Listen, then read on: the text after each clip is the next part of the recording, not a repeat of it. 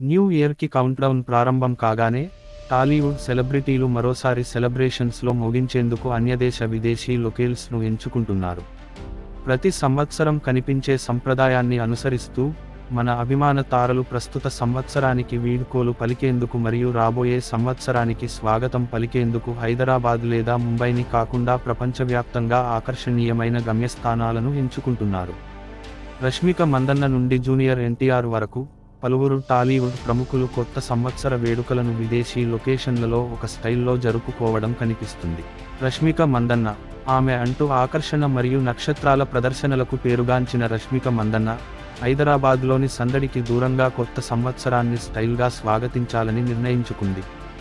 వివిధ చిత్రాలలో తన పాత్రలతో ప్రేక్షకులను మంత్రముగ్ధులను చేసిన ఈ నటి తన ప్రియమైన వారితో తెలియని అంతర్జాతీయ ప్రదేశంలో మరపురాని జ్ఞాపకాలను సృష్టించడానికి సిద్ధంగా ఉంది. జూనియర్ ఎన్టీఆర్ మరియు అతని కుటుంబం విదేశాలకు బయలుదేరారు. నివేదికల ప్రకారం 2024 జనవరి మొదటి వారంలో తిరిగి హైదరాబాద్కు తిరిగి వస్తాడు. ఎన్టీఆర్ న్యూ ఇయర్ వేడుక ఎక్కడ జరుగుతుందో ఇంకా తెలియరాలేదు. అల్లు అర్జున్ తన కుటుంబంతో కలిసి న్యూ ఇయర్ సెలబ్రేషన్ కోసం దుబాయ్ వెళ్లేందుకు అవసరమైన అన్ని ఏర్పాట్లు పూర్తి చేసుకున్నాడు. పండుగ విరామం తర్వాత జనవరి మొదటి వారంలో పుష్ప 2 పనిని తిరిగి ప్రారంభించాలని అతను ప్లాన్ చేస్తున్నాడు.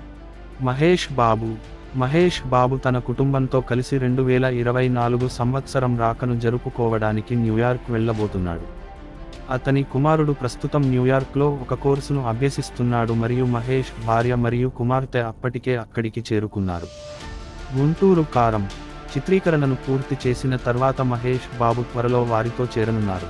విజయ్ దేవరకొండ ఇటీవల యుఎస్ఏలో ఫ్యామిలీ స్టార్ చిత్రీకరణను ముగించారు. అతను కొత్త సంవత్సరాన్ని విదేశీ లొకేషన్లో కూడా స్వాగతించనున్నాడని నివేదికలు సూచిస్తున్నాయి.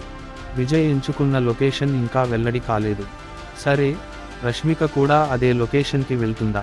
ఫోటోల కోసం వేచి చూద్దాం. అభిమానులు తమ అభిమాన తారల నుండి అప్డేట్ల కోసం ఎంతో ఆసక్తిగా ఎదురుచూస్తున్నందున వారు 2023కి వీడ్కోలు పలుకుతున్నప్పుడు పట్టణాన్ని లేదా ప్రపంచాన్ని వేడుకల రంగులతో చిత్రీకరించడానికి టాలీవుడ్ సిద్ధంగా ఉందని స్పష్టమవుతోంది.